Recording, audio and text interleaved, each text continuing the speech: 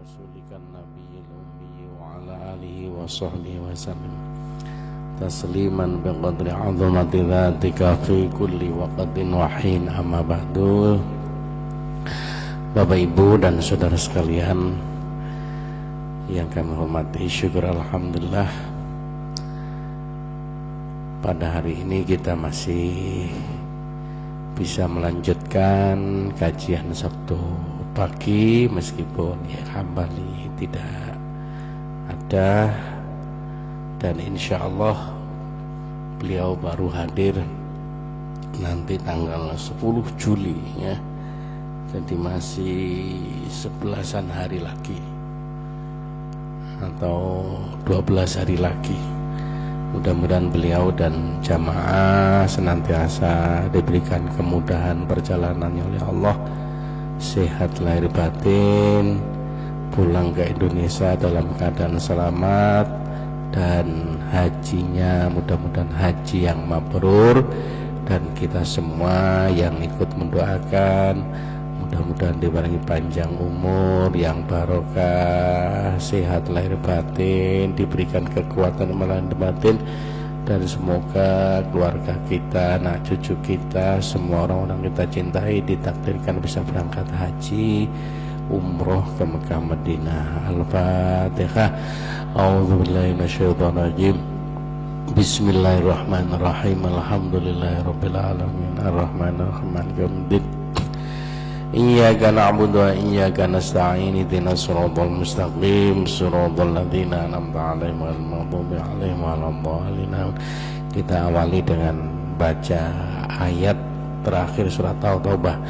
A'udzu billahi minasyaitonir rajim. Laqad ja'akum rasulun min anfusikum 'azizun 'alaihi ma 'anittum harisun 'alaikum bil mu'minina raufur rahim. Fa in tawallaw faqul hasbiyallahu la ilaha illahu 'alaihi tawakkaltu wa huwa rabbul 'arsyil 'azim. Baca salawat sekali. Sallallahu ala Muhammad sallallahu alaihi wasallam. Sallallahu ala Muhammad sallallahu alaihi wasallam. Bapak Ibu, hari ini adalah hari kedua bulan Muharram. Ada beberapa keistimewaan bulan Muharram dibanding dengan bulan-bulan lainnya. Pertama, Allah menyebutkan dalam Al-Quran minha arba'atun huruf, termasuk salah satu bulan yang dimuliakan dan disucikan oleh Allah. Yang kedua, Rasulullah Sallallahu Alaihi Wasallam menyebut bulan Muharram ini adalah sebagai bulannya Allah. Sebagaimana sabda Rasulullah Sallallahu Alaihi Wasallam, afdhalus shalah ba'dal fariidhah sholatul lail. Salat yang paling utama setelah salat fardu adalah salat malam. Wa afdhalus siyam ba'da Ramadan syahrullah al-Muharram. Adapun puasa yang paling utama selain puasa Ramadan adalah puasa di bulannya Allah. Nah, Rasulullah menyebut bulannya Allah yaitu Muharram. Dalam hadis ini Rasulullah tidak menyebut tanggal. Itu artinya bahwa di hari apapun, di tanggal berapapun, nek kula jenengan longgar ingin puasa maka disunnahkan puasa di bulan Muharram, terserah. Nah itu. Adapun ada hadis yang khusus menerangkan tentang keistimewaan tanggal tertentu, itu di riwayat lain. Umumnya kulon jenengan puasa Muharram ini di tanggal berapa? Tanggal berapa? 9 dan 10 yang dikenal dengan Tasu'a Asyura. Karena memang riwayatnya pernah Rasulullah berjalan menemui orang-orang Yahudi yang saat itu pada puasa. Kemudian ditanya oleh Rasulullah, kalian ini puasa apa? Mereka semua menjawab, puasa Asyura setiap tanggal 10, dalam rangka mensyukuri kakek kami, moyang kami yang bernama Nabiullah Musa alaihissalam. Karena pada tanggal 10 ini Nabi Musa diselamatkan oleh Allah dari kejaran Raja Fir'aun dan bala tentaranya, dan berhasil selamat melintas melewati Laut Merah, sementara Fir'aun dan semua tentaranya ditenggelamkan oleh Allah. Oleh karena itulah setiap tahun kami syukuri dengan puasa. Rasulullah kemudian bilang, Nabi Musa itu adalah mbah kami, moyang kami, kakek kami. Kamilah yang lebih berhak mensyukuri daripada kalian. Nah kemudian beliau dawuh, khaliful yahud sumu yauman qablahu wa yauman ba'dahu. Hendaklah kalian umat Islam ini punya identitas yang berbeda, tidak sama dengan orang Yahudi. Kalau mau puasa, puasalah sehari sebelum tanggal 10 dan setelahnya, sehari setelahnya. Jadi misalnya tanggal 9 dan 10, kalau enggak pas tanggal 9, 10, 10 dan 11, atau ketiga-tiganya. Nah, manfaat atau fadilahnya puasa di bulan Asyura, khususnya tanggal 10, ini seorang sahabat namanya Abu Qatadah Al-Ansori pernah matur datang Rasulullah SAW terkait dengan keistimewaan puasa Arafah dan puasa Asyura. Qala, ini puasa Arafah, Rasulullah kemudian menjawab begini, yukaffiru sanah al-madhiyah wal baqiyah. Fadilah hikmahnya puasa Arafah itu bisa menghapus dosa 2 tahun, setahun yang lalu maupun yang akan datang. Ini puasa Arafah, jadi tingkatannya lebih tinggi daripada Asyura. Tapi kalau Asyura yukaffiru sanah al-madhiyah, kalau Asyura itu hanya menghapus dosa setahun yang lalu, tapi kan lumayan setahun, ya. Nah, saudara sekalian, ini yang terkait dengan keistimewaan puasa di bulan Muharram. Adapun yang di luar tanggal 10 tadi, ini ada satu riwayat, waman shoma yauma minal Muharram, barang siapa yang puasa sehari saja di bulan Muharram, tidak harus tanggal 9, 10, 11 tadi, falahu bikulli yaumin, setiap sehari puasa, thalathuna yauman, itu derajatnya podo karo puasa 30 hari. Nah, makanya kula nggih mikir ngeleki tanggal sing gak pas undangan, Pak. Sebab pas poso, pas minggu ono manten, ono koyo besok ini ada mulai pagi di Telkom yang ketintang itu, PLN maksud saya. Terus kemudian setelah itu bablas nanggone Jiha karena ada wisuda, ya. Dan itu kan mangan kabeh. Nah karena ini puasa sunnah, maka dipilih sing gak pas undangan. Daripada puasa gak ikhlas, lebih baik makan tapi penuh dengan rasa syukur. Ya Allah, ini. Jadi ada riwayat yang menyebutkan selain tanggal 10 puasa di bulan Muharram ini derajatnya sama dengan puasa 30 hari. Subhanallah, ini luar biasa kan. Sekarang nari awake. Jadi ini tingkatannya, kebaikannya setingkat turun sedikit, dan atasnya adalah Ramadan, itu kebaikannya. Nah,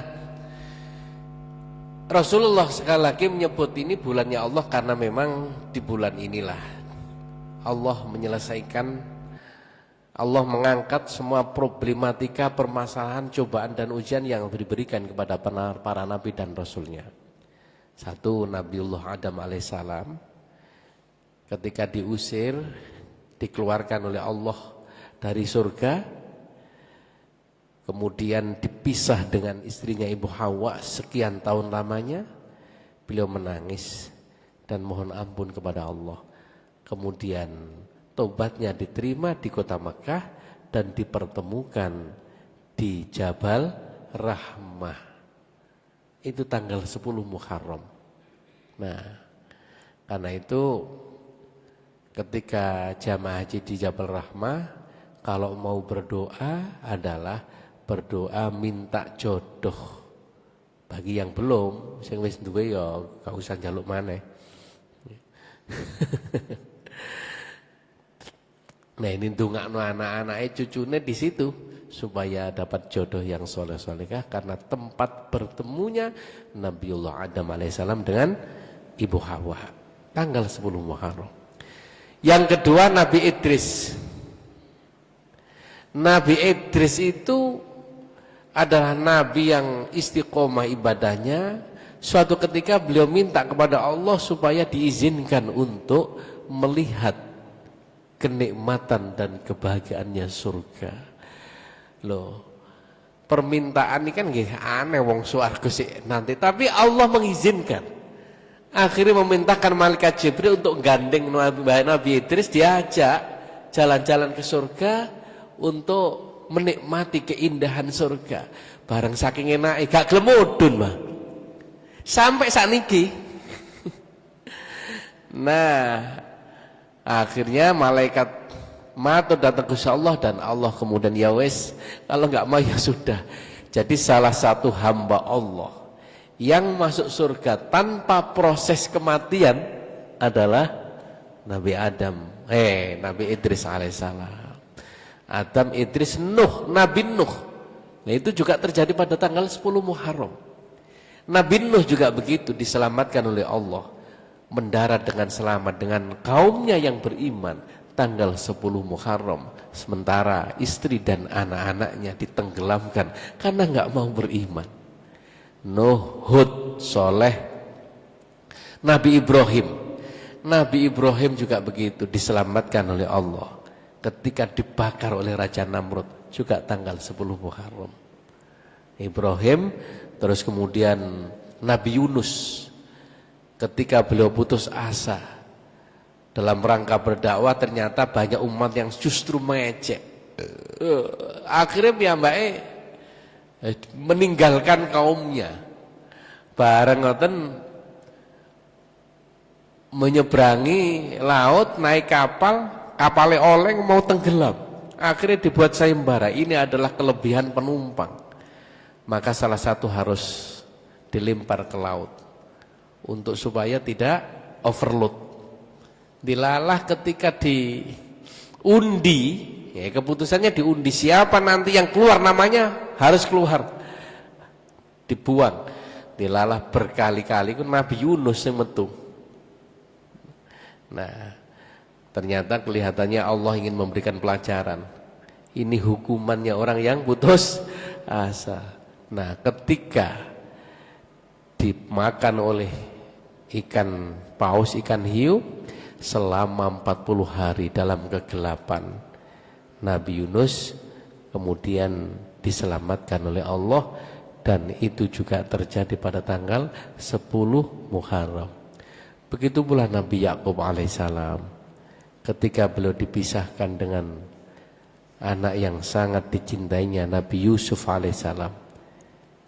Sejak kecil dibawa ke hutan, kemudian dimasukkan ke dalam sumur, dan Nabi Yusuf kemudian ditemukan oleh seorang saudagar yang mau ke Mesir dan dijual. Wah, karena saking gantengnya minta dengan emas sutra bobote seperti Nabi Yusuf.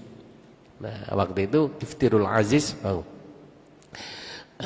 suaminya Siti Zulaikha, ya, karena Siti Zulaikha dengan beliau nggak punya anak, akhirnya setuju. Dan pada saatnya nanti dipertemukan kembali dengan ayah dan ibunya Nabi Yakub dan saudara-saudaranya yang pernah melempar dalam sumur, itu juga pada tanggal 10 Muharram.